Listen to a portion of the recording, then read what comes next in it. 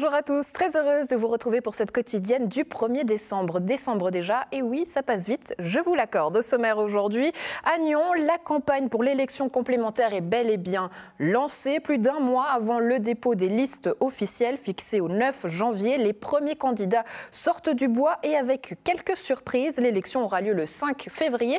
Petit tour d'horizon en compagnie du rédacteur en chef Florian Cavalieri. En sport, on donne la parole à la Nuit de la Glisse qui est de retour avec un founachu, Thierry Donard. Vous le savez, il était déjà venu sur notre plateau et il nous présente son nouveau film intitulé Human Extreme. Enfin, en culture, ça rappe aujourd'hui avec le rappeur As, tout droit venu de Genève, avec un titre enregistré à Nyon. Ça s'appelle Auckland et on le recevra sur le plateau. De ton côté, Alexandre, que fais-tu aujourd'hui? Où es-tu? Salut Andrea, je suis pas loin du tout de toi puisque je suis chez le voisin, tout simplement. André Simili qui a sa quincaillerie ici à Gland. Et alors pourquoi est-ce que je vais le voir? Parce qu'il m'a invité à prendre l'apéritif, m'a-t-il dit, puisqu'il fête Noël. André Simili qui est le président de l'association régionale des émigrés siciliens, les Siciliens de Nyon, fête Noël un peu plus tôt que tout le monde parce que c'est ce dimanche à Versoix. Et voilà, j'arrive dans cette quincaillerie et je rejoins André. Bonjour André. Bonjour. Comment ça va? Bien, bien. Ouais, alors la Sicile, ça fête Noël un peu plus tôt que tout le monde, c'est ça? Oui, exceptionnellement. Ouais. Enfin, mieux vaut tôt que tard. Hein. Voilà, exactement. Alors c'est ce week-end, on va parler de tout ça André, mais d'abord vous m'avez dit, viens chez moi, viens dans ma quincaillerie, on va prendre l'apéritif et on va discuter de la Sicile. Exact. Voilà, c'est ça. Bon, allez, on y va, on monte là-haut. Ah, on monte au bureau parce qu'apparemment, André a deux étages. Plein de petits souvenirs en rapport avec la Sicile. Et alors, ce qu'il faut savoir, Andrea surtout, c'est que c'est une quincaillerie ici, on trouve plein de choses autour du bricolage. Mais la particularité d'André, c'est qu'il ramène des produits alimentaires siciliens. C'est ça, des oranges, de la saucisse aux fenouilles. Enfin voilà, donc la Sicile, elle vit un peu dans votre quincaillerie. Exactement. Voilà.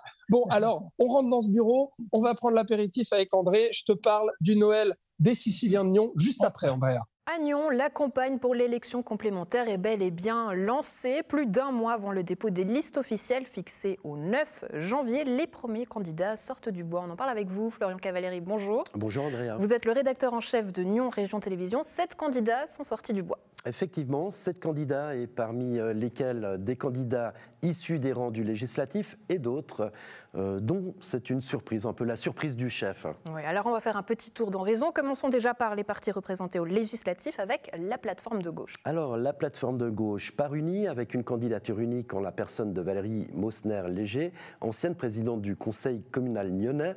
Une candidature qui semble assez naturelle. En effet, il ne faut pas oublier qu'on est en train de remplacer le siège d'Élise Bockel.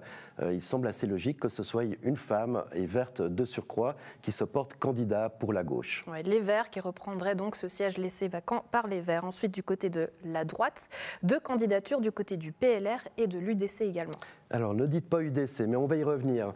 On va commencer par le PLR avec Olivier Riesen, président de la section nyonnaise du PLR. Il a une expérience dans le législatif, il est avocat et il a annoncé sa candidature officielle aujourd'hui.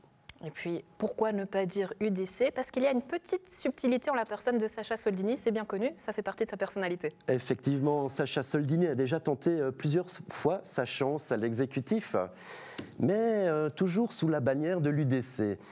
Cette fois-ci, il part en indépendant, mais tout de même au sein d'un comité constitué principalement de personnes de l'UDC. Et pourquoi ne part-il pas sous la bannière UDC, Andrea ?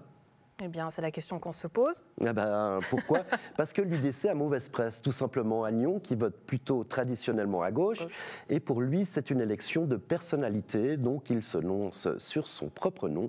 Sacha Soldini, c'est une annonce qu'il a fait de manière officielle sur les réseaux sociaux, sur sa page Facebook. Des personnalités, il y en a, et puis c'est notamment 4 candidatures dites surprises ou de contestation. Oui, tout à fait. Il y a tout d'abord une petite épine dans le pied de la gauche, en la personne de Jay Reuters, ancien président du festival Les Hivernales, qui se lance avec le POP. Je vous rappelle que le POP, il y a un représentant du POP au conseil communal, allié évidemment au PS, et vous imaginez bien que ça fait grincer des dents. Alors forcément, là, c'est une surprise. Mais pourquoi se présenter sous la bannière du POP alors que, on l'a dit, Jay Rutter n'a pas du tout d'expérience politique? Eh ben, c'est justement ce qu'il revendique, finalement. Il revendique d'une part son inexpérience pour arriver avec du sang neuf au sein de l'exécutif. Et d'autre part, il se déclare très proche du POP, lui qui nous dit verser 10% de son salaire pour des œuvres sociales, pour des petites gens, comme il les nomme. Il aimerait représenter un petit peu ses sans-voix au sein des partis établis. Mais est-ce qu'il n'y a pas une question financière là derrière, finalement, se présenter avec un parti, puisque le parti le soutient? Alors effectivement, pour lui en tout cas, il est hors de question de se lancer si le POP ne le suit pas. Il m'a déclaré n'avoir pas les reins financièrement assez solides pour cela. Néanmoins, il va déjà commencer sa campagne, même si pour l'instant le POP ne l'a pas encore adoubé comme candidat officiel. On va terminer avec les 3 noms suivants, Tevfik Rashiti, Carlo Polo et Nils Chiti, qui pourraient rentrer aussi dans cette campagne-là. Oui, alors prenons d'abord le Parti pirate. Effectivement, vous vous souvenez, lors des dernières élections en 2021, ils étaient arrivés avec une liste de 5 candidats à la municipalité. Alors évidemment, pour eux, la question n'est pas d'entrer dans le collège de l'exécutif, mais de gagner en visibilité. Ils avaient fait à peu près 5% des voix. Pour eux, atteindre 8% des voix serait le Graal suprême. Et d'ailleurs, en ayant contacté les pontes du parti, ils nous ont dit qu'entre 2021 et 2022, justement, ce gain en image était très bien passé, puisqu'ils étaient représentés dans plusieurs communes du district de Nyon, alors qu'avant, ils étaient complètement inconnus. Enfin, sur leurs candidats, évidemment, vous parlez de Carlos Polo, mais ce serait finalement Nils Chiti qui serait le représentant du Parti pirate, une confirmation qu'on attend la semaine prochaine. Pour le centre, Tevfik Rashiti. Tevfik Rashiti, alors on ne le présente plus dans ses courses à l'exécutif, lui qui a navigué en plusieurs partis, mais qui pour l'instant représente le centre, donc l'ancien PDC. Lui aussi est en attente d'une confirmation du parti, mais de toute façon il sera partant, m'a-t-il dit. Cette discussion avec le centre aura lieu le 10 décembre prochain. Oui, parce qu'on rappelle les dates, puisque vous en citez quelques-unes. L'élection aura lieu le 5 février. Le dépôt des listes est fixé au 9 janvier. Mais l'enjeu, Florian, qu'est-ce que c'est? On voit plusieurs candidatures, il y a du choix, ça c'est bon pour le politique. Mais finalement, est-ce qu'on ne prend pas le risque qu'il y ait plusieurs voix disséminées et qu'on n'ait pas finalement un candidat qui sorte vraiment du lot? Ça, c'est le risque pour les partis traditionnels et établis qui ont une mécanique bien huilée, des chefs de campagne, des fonds pour mener ces élections. J'aimerais aussi dire que vous avez oublié un candidat, en la personne de Raphaël Weisskopf, lui aussi. Le tourbillon nyonnais. Voilà, tourbillon de la politique, qui prend ça un petit peu comme un jeu. Alors évidemment, il sera partant, mais il sera surtout là le 9 janvier prochain pour annoncer officiellement sa candidature, mais il y a très peu de doutes qu'il ne fasse pas partie de ce grand jeu pour ces élections. Affaire à suivre, évidemment, Nyon Région Télévision suivra tout ça sur le plateau avec des débats. Tous les représentants des partis et tous les candidats surtout seront invités sur notre chaîne. Florian, merci beaucoup d'avoir été avec nous. Excellente journée à vous. On va retourner et donner la parole à Alexandre. La Sicile, ça vous parle? Alors la Sicile, ça me parle. J'aimerais encore juste rajouter quelque chose. Allez voter, évidemment, c'est important. La démocratie a besoin de chaque vote et en fait, finalement, le fait qu'il y ait pléthore de candidats, c'est plutôt une bonne nouvelle. Ça veut dire que rien n'est sclérosé et que tout reste ouvert, même s'il y a bien sûr des locomotives. On s'amuse, mais on reste sérieux sur le plateau de Nyon Région Télévision. Très bien, partons à la Sicile avec toi, Alexandre. Ces Siciliens très très charmeurs.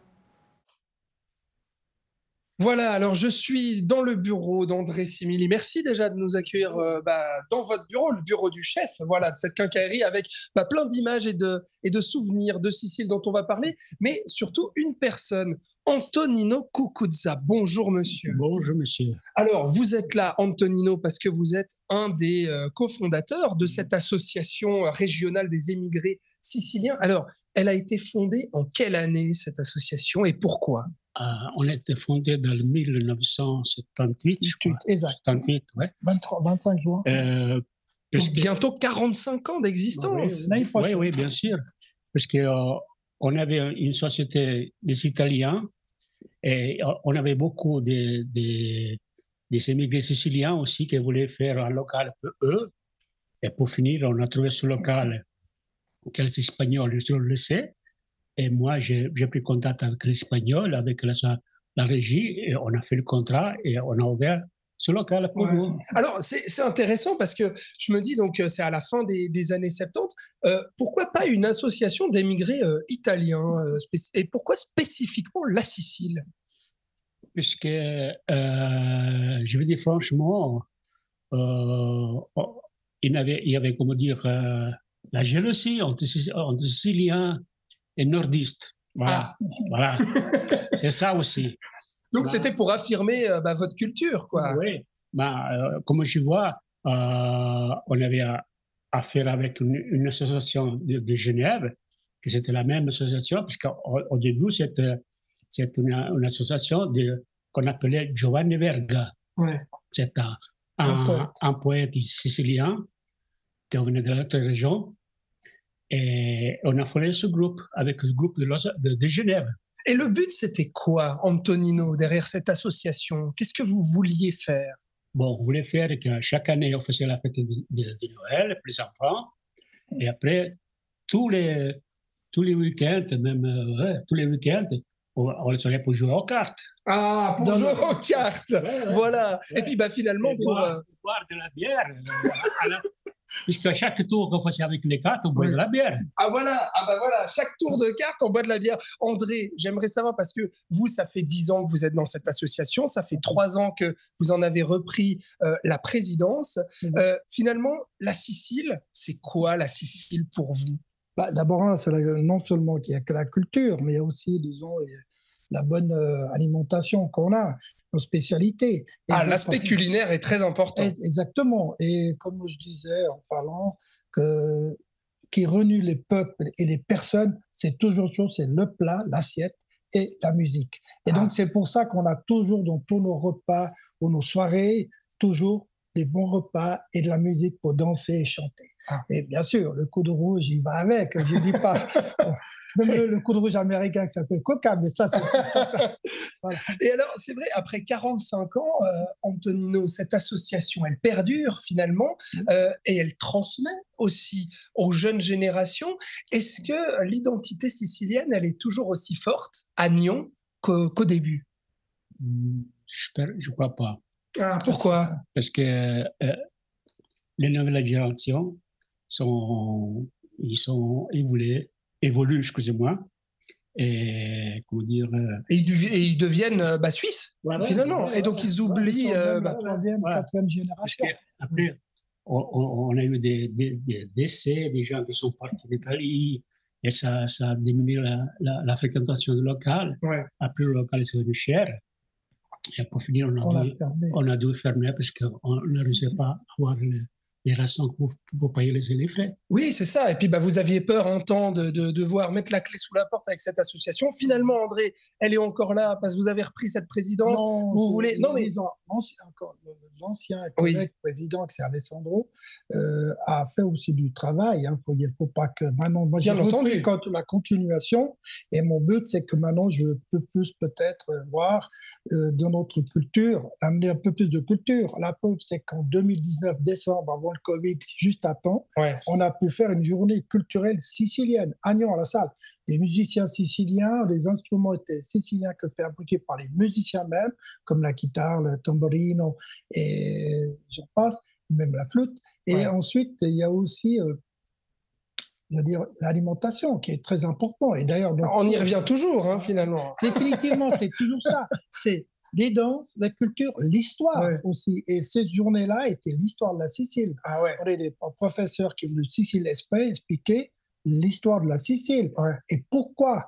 Et comme par hasard, on a toutes les ethnies qu'on a imaginables quand on a envahi depuis des milliers d'années. Oui, bien sûr. Et voilà. Mais c'est vrai, André, ce qu'on voit derrière vous, il y a plein de petits souvenirs. C'est-à-dire que, mais vous, pourtant, vous êtes en Suisse, mais depuis combien? 62. Ouais, d'accord. Alors, je suis pas un enfant anglais, je suis né en Sicile, à Gravichel. Donc, vous voyez une photo, la place hexagonale qui est là.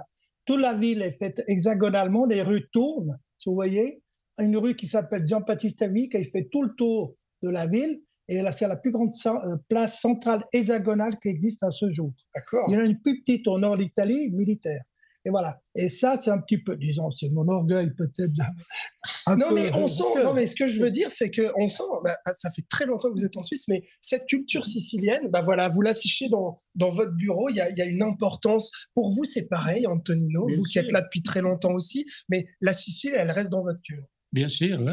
Ouais. Je veux dire que tous les années, on va en Sicile. Hein. Ah oui. Avoir les parents, les amis, les frères, les sœurs. On n'a pas oublié, hein. On n'a pas oublié. Et puis après, on ramène les oranges et puis les bons produits de la... Bon, ben voilà, tu auras compris, Andrea, ce que fait l'âme de la Sicile ici à Nyon. André, on va s'ouvrir un coup de blanc, comme on dit. Et puis on va parler de la fête de Noël, voilà, qu'organise cette association l'ARES ce week-end. Voilà. Et on ouvre à présent une page de sport avec la nuit de la glisse. Thierry Donard, je vous en prie, venez me rejoindre sur ce plateau avec vous. On va parler de ce film Human Extreme avec des images époustouflantes, une sortie sportive de l'extrême. C'est à voir ce 4 décembre à 18h au cinéma Capitole de Nyon. Bonjour Thierry. Bonjour. Ça fait plaisir de vous revoir. Vous êtes un petit peu blessé, je vois. Oui, je sors de l'hôpital, je me suis fait opérer de l'épaule. Aïe. Je suis sorti ce matin. Ouais, et vous nous accordez quand même une interview. Alors ça, c'est l'esprit de compétition extrême quand même. Il n'y a pas de limite, on a passion. Ouais, il n'y a pas de limite de la passion et c'est pour ça qu'on vous aime, parce que vous partagez cette passion à l'extrême avec nous. Human Extreme, un nouveau film. De quoi est-ce qu'il s'agit ? Alors, il s'agit d'un film qui est... j'ai fait beaucoup de films de sport extrême, bien évidemment. J'ai basé ma vie là-dessus. Et ce que j'aime avant tout, c'est l'esprit des gens qui pratiquent ces sports. Parce que je trouve que l'état d'esprit de ces personnes-là est très proche de la nature. Ils ont un respect énorme, en tout cas les gens que je choisis pour mes films, ont un respect énorme pour le commun du mortel, mais pour la vie, pour la nature, pour tout ce qui va avec. Et je pense qu'aujourd'hui, c'est une philosophie qui est très intéressante et qui permettrait d'avoir un peu plus de paix dans le monde. Et c'est pour ça que j'ai dédié ma vie à cela. Et quand je me suis rendu compte, quand je me suis dit, mais quel titre je vais donner au prochain film ? Human Extreme, les extrêmes, et ça part de l'humain. On regarde une petite bande d'annonce ? Bien sûr. On a changing planet, extreme has taken on a whole new meaning.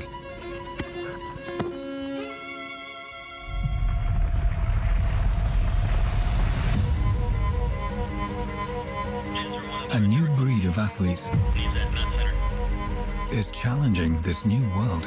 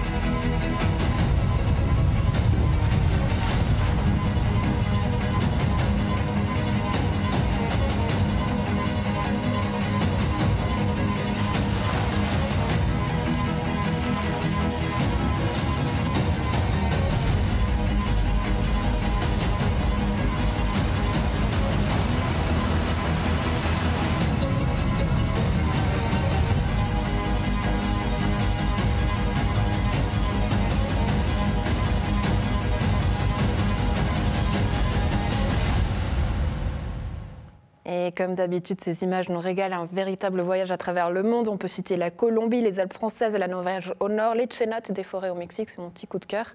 Est-ce que vous, il y a des paysages qui vous ont marqué plus que d'autres cette fois-ci ? Ce film, on l'a fait sur 2 années et on a fait des tests dans le Jura parce qu'on a filmé de nuit et on voulait absolument d'abord se mettre au point techniquement. C'était il y a un peu plus de 2 ans et c'était une nuit où il neigeait beaucoup. Et on est parti dans le Jura et c'était simplement féerique. En fait, moi, je suis comme un Ça veut dire gamin. quoi, que vous avez redécouvert le Jura et les paysages de chez nous, en vous disant ça aussi, ça peut être extrême ? Non, mais dans des périodes comme on traverse actuellement, depuis tout ce qui s'est passé depuis 2 ans, on se rend compte qu'on a des trésors cachés pas très loin de la maison. Et que la nature, elle peut être changeante entre les conditions atmosphériques et surtout la neige. La neige, c'est quand même, ça fait rêver des millions de gamins. Chaque fois que moi je vois elle, je suis pas un enfant, mais chaque fois que je vois les flocons de neige tomber, je rêve encore. On a tous une petite âme d'enfant. C'est peut-être la vôtre, c'est votre vécu à travers ce film-là. Est-ce que justement, vous n'allez pas chercher un peu ça, l'enfant qu'il y a chez nous. Finalement, on ose découvrir ces paysages sans limite et sans peur. Est-ce que c'est pas ça le sport extrême ? Ouais, tous les sportifs que je filme sont un peu tous des grands enfants, en fait. Des grands enfants qui sont insatisfaits de sensations et qui vont chercher toujours plus loin, et effectivement, mais c'est quand même assez intéressant de la façon dont ils organisent leur vie. Et c'est pour ça que je voulais faire un film très humain, basé sur l'humain. Et puis le mot extrême, c'est un mot qui est très utilisé, c'est assez péjoratif. Mais en fait, ça collait très très bien avec ces gens-là. Mais c'est avant tout le thème humain qui est important dans la nature. Et leur lien avec la nature, justement. Oui. C'est quoi ce lien qui est particulier entre eux et la nature ? Ce lien, il est perceptif parce que tout simplement, chaque jour, ils vivent avec les conditions atmosphériques, avec la météo, avec la connaissance des éléments. C'est très important. La connaissance des éléments, que ce soit dans les cénotaphes pour faire du freediving ou alors le surf avec tous les éléments alignés, que ce soit les marées, les courants, la taille des vagues, la période entre les vagues. Ça veut dire qu'on ne peut pas y aller comme ça. Il faut quand même étudier le paysage avant. C'est une énorme connaissance. Et c'est une connaissance qui s'acquiert au fil des années. Et puis... Comment vous faites, du coup? C'est-à-dire que ces sportifs-là, ils sont accompagnés d'équipes qui sont sur place, peut-être de géologues, d'urbanistes, enfin, je ne sais pas comment les appeler, ces experts-là? Alors, les experts que l'on a, ce sont des experts météo, mais chaque athlète aujourd'hui, et puis tous les gens de mon équipe, ne sont pas des experts en météo, mais des gens qui connaissent très bien leur spot. C'est-à-dire qu'on sait exactement comment fonctionne un lieu, on connaît les conditions, on connaît les critères, et après, avec les modèles météo, c'est assez facile de savoir si ça s'aligne ou pas. Et après, il y a toujours cette part de... Il faut toujours aller voir. Le surf, entre parenthèses, on a filmé ces vagues, des vagues géantes à Hossegor, dans les Landes. C'était jamais arrivé de cette taille-là. Jusqu'au matin même, on a filmé, on ne savait pas si oui ou non les conditions allaient être bonnes, parce qu'il y a trop d'éléments, trop de facteurs qui doivent être cumulés et alignés pour que ça fonctionne. Ouais. Thierry Denard, j'ai envie de discuter avec vous pendant des heures, mais c'est vrai que je dois vous laisser partir puisque vous avez un avion à prendre, on va l'admettre, c'est ça, toujours à la course. Mais on a voulu prendre le train, mais ils sont en grève. On a changé. Un petit coup de pique pour la grève des trains, jamais à l'heure, ces trains. Bon, mais promis, moi je vous laisse partir à l'heure. Avant de citer la date du 4 décembre à 18h au cinéma Capitole de Nyon, le but c'est quoi? C'est de pouvoir avoir une rencontre aussi et des échanges ou pas forcément? Le but c'est de faire rêver les gens pendant 2 heures avec un programme incroyable. Et que les gens ressortent avec la tête changée. C'est un antidépresseur, La Nuit de la Glisse. C'est quelque chose qui apporte du bonheur aux gens et des rêves et qui montre cette philosophie de gens assez particuliers. Un très beau message et ça fait plaisir, surtout en ce 1er décembre. On sait que décembre, parfois, c'est aussi un mois compliqué. Donc, le message est passé. Thierry, merci beaucoup d'avoir été avec nous. Excellente journée à vous. Et je reviens quand vous voulez pour faire une plus longue... Le rendez-vous est pris. Voilà, c'est fait. Alexandre, on retourne à toi avec la Sicile. Alors, comment est-ce qu'on fête en Sicile, Noël? Ben oui, effectivement. Alors, tu vois, finalement, on est à l'apéritif, on est au blanc. Alors, c'est pas un blanc sicilien, André? Non, pas du tout. C'est un blanc de la région que j'apprécie bien. Le blanc de la région, voilà. Alors, c'est du Beugnin, mais je ne vais pas dire publicité. Voilà, exactement. Mais c'est de Beugnin, donc c'est local. Alors, c'est vrai, on parle d'un repas de Noël ce dimanche à Versoix par l'Association régionale des émigrés siciliens. Ah, Antonino, j'aimerais savoir comment est-ce qu'on fête Noël en Sicile? Bon, en Sicile, on fait de la famille. Hein. De la famille, et après on fait tous des produits siciliens, disons, de la région, ou du village, même du village. Hein. Ouais. Est-ce qu'il y a des traditions, des rituels spécifiques, vraiment typiques de Sicile? Oui, on fait les choux-fleurs, passer à la poêle? Non. Oui, après, il passe un pain, messieurs, avec farine. Avec la donc le chou-fleur frit, en fait. Frit. Et après, nous, on appelle ça, en sicilien, il y a beaucoup de mots, mais nous, on appelle l'empanata. Oui. C'est comme c'est comme des acras, en fait. Non, comment c'est ça? Empanada, je veux dire aussi des calzones, des mini-calzones. Les mini-calzones. Comme des calzones, mais c'est grand, hein. Bon, mais alors, c'est vrai, il y a la nourriture, il y a les produits régionaux, ça c'est sûr, mais j'ai quand même l'impression que, je vois aussi à l'accueil que vous me réservez ici, André, la Sicile, finalement, il y a cet aspect familial, oui, mais très convivial et chaleureux, on accueille tout le monde. J'ai l'impression que c'est ça. Tout à fait. Oui, bien sûr, c'est ça, ouais. Alors dimanche, en fait, il n'y a pas besoin d'être sicilien pour venir. Pas du tout. On a invité tout le monde. Hein. Ceux qui peuvent venir, ils vont venir. Hein. Ouais. Donc tout le monde peut venir. Alors, il va y avoir quoi? Il y en a beaucoup qui sont travaillés avec nous dans les lotos. Ils donnent un coup de main. Et ces gens, on les fait cadeau. Voilà, parce que ce qu'il y a d'important comme événement annuel de l'association régionale des émigrés siciliens dans la région de Nyon, eh ben, c'est ce traditionnel loto. Alors, on va en parler après, André, hein, parce que le prochain, il arrive bientôt, il arrive en janvier. Mais donc, ce repas, c'est pour remercier les membres actifs de cette association et aussi pour faire découvrir justement les spécialités italiennes et puis même siciliennes. Alors, qu'est-ce qui va se passer ce jour-là? Dites-moi un peu, ce repas de Noël, c'est quoi, André? Alors, c'est un repas buffet à gogo. Et dans le menu, disons, il y a l'apéritif au départ. Ensuite, il y a des entrées où il y a peut-être, je vous donne tout de suite, je ne vais pas montrer la feuille. Non, mais il faut dire quelques mets qui donnent quand même envie. Alors, il y a vitello tonnato, pas spécialement sicilien, mais qui est en tout le monde. Carpaccio de bœuf, insalata di mare, qui est spécialement du sud aussi, insalata crudité et broschette insalata russa. Ça, c'est comme première entrée. Ensuite, mais c'est à choix. Donc, ça veut dire que les gens peuvent choisir tout. Mais c'est à l'italienne. Il y a quand même primi piatti et ensuite le deuxième. Et puis après, il y a les plats chauds, qu'on appelle. Alors là, il y a penne alla sicilienne, si vous voulez. Alors, c'est quoi les penne alla siciliana? Alors, c'est-à-dire qu'ils vont les préparer, je pense. Je ne suis pas dans leur cuisine, mais je pense qu'il y aura les mélanzane qui sont coupés avec. Les aubergines, donc. Les aubergines, voilà. Et gnocchi à la crème, ragoût de bœuf, pole al forno. Ouais. Donc c'est carne di maiale, filette di torata. Torata, c'est du poisson, bien sûr. Ouais.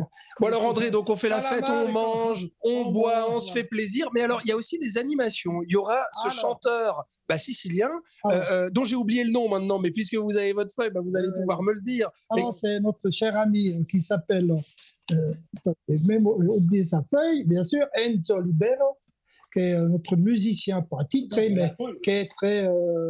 qui vient très souvent dans nos spectacles ou soirées qu'on fait et qui chante en italien, en sicilien, en français aussi, bien sûr. Ouais. Il y a toutes les musiques. Mais alors, il y aura aussi de la magie. Oui. Alors, exceptionnellement, cette année, on a le petit magicien de notre région, de Vic, qui s'appelle Juno Mélan. Oui, Mélan, qu'on a déjà reçu sur Nyon Région Télévision aussi, donc on le connaît. Et on l'a pris pour l'encourager et surtout pour lui faire un petit cachet. Mais pourquoi de la magie là, pour ce repas de Noël? Parce que tout simplement, vu qu'on est dans un restaurant et puis qu'il va faire un petit peu de magie, qui adore ça, l'étape va tourner dans l'étape, il fait quelques tours. Et voilà, les gens vont apprécier, mais je pense que... Et après, on va danser aussi. Et puis, avec la musique, il y aura la danse qui sera réserve un petit, disons, un petit local pour la danse. Mais on peut danser. Ah pourquoi pas. Alors du coup, ça se passe ce dimanche 4 décembre. C'est à quelle heure? Alors c'est à partir de 11h. À partir de 11h30 et c'est... c'est le restaurant, je m'excuse pour la publicité, Les Gravines à Versoix. Oui, c'est pas de la pub, c'est juste qu'on invite les gens à venir fêter la Sicile. On a déjà une soixantaine d'inscrits, 64, y compris les 9 enfants qui ont entre l'âge de 2 ans à 10 ans, que les enfants toucheront un petit cadeau de Noël, qu'on fera le Père Noël, et il y aura quelqu'un qui fera le Père Noël de Sicile. Le Père Noël est partout, le même, comme par hasard. Exactement.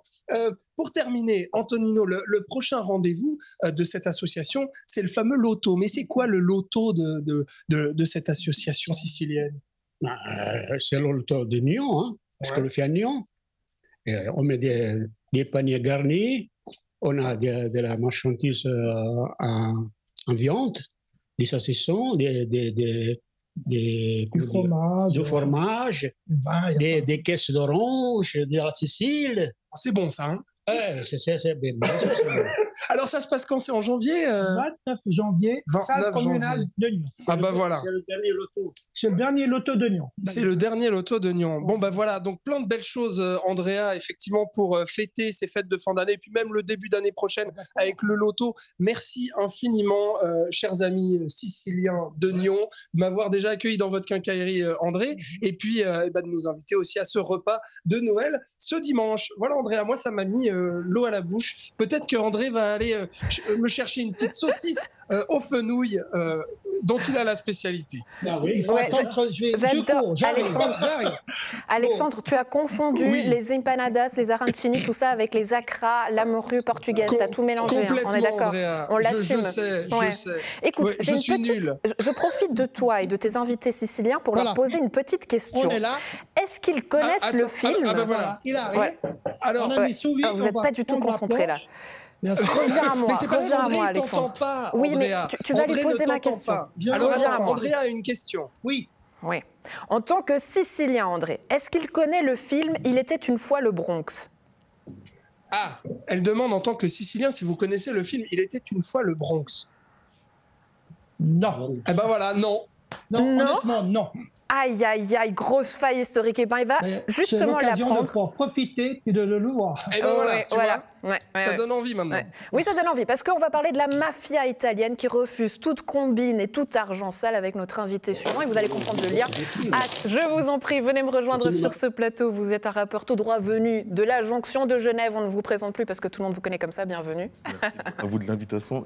Avec grand plaisir. Oui, montez le siège, mettez-vous à l'aise. On est chez nous comme à la maison, peut-être pas comme en Italie, mais il y a un petit lien, je le disais. C'est ce film, Il était une fois le Bronx, dont vous vous inspirez pour votre nouvel album intitulé Il était une fois la Jonx. Exactement. Ça veut dire quoi, en gros? Pas de combine, pas d'argent sale, vous nous faites du rap gentil. Aux antipodes de ce que je fabrique. Je fais du rap réaliste. Bien essayé. Bien essayé. Allez, du rap réaliste, on va comprendre ce que c'est avec Auckland. C'est votre morceau enregistré à Nyon. On écoute un petit extrait, ça vous va? Ça me va.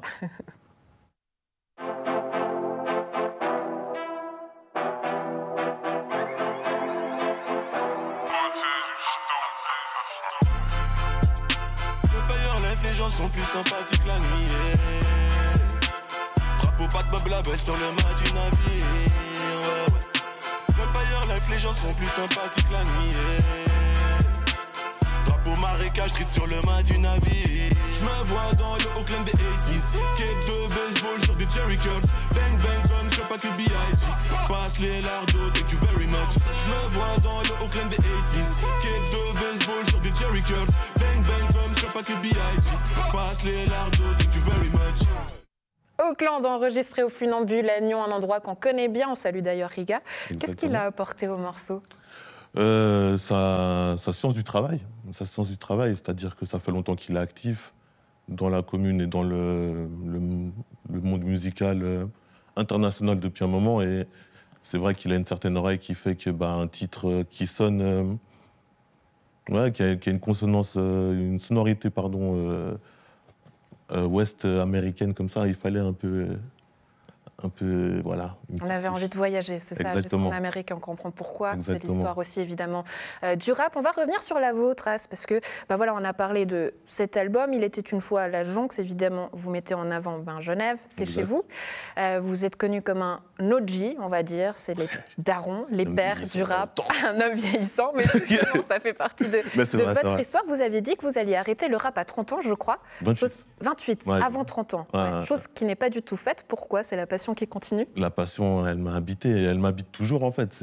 C'est vrai qu'on vient d'une génération où on pensait qu'à 30 ans tout s'arrêtait et qu'il fallait rentrer dans les rangs entre guillemets. Et en fin de compte, j'ai grandi en même temps que cette musique et je continue à évoluer avec elle, donc il n'y a pas de raison que ça s'arrête. Ouais, pas de raison que ça s'arrête. Et ce qui est très beau à voir, c'est qu'aujourd'hui, vous soutenez aussi toute une nouvelle génération dont on ne parle pas assez. En Suisse, cette jeune génération qui vient de Genève, qui est du rap, c'est les rookies, comme on les appelle dans le jargon. Mais ça veut dire quoi que vous faites du rap? Vous continuez à vous amuser, mais vous soutenez aussi cette génération-là? Alors, je m'amuse, mais c'est très pro dans l'amusement. Et ce que, justement, ça passe par l'encadrement. Donc la production, l'édition, avec mon acolyte Brooke qui n'a pas pu venir, mais qui est là avec moi, de toute façon. Et donc c'est tout un travail qu'on fait, notamment auprès de Isos, que vous avez reçu il y a 1 an ou 2, le temps passe trop vite, sur ce plateau.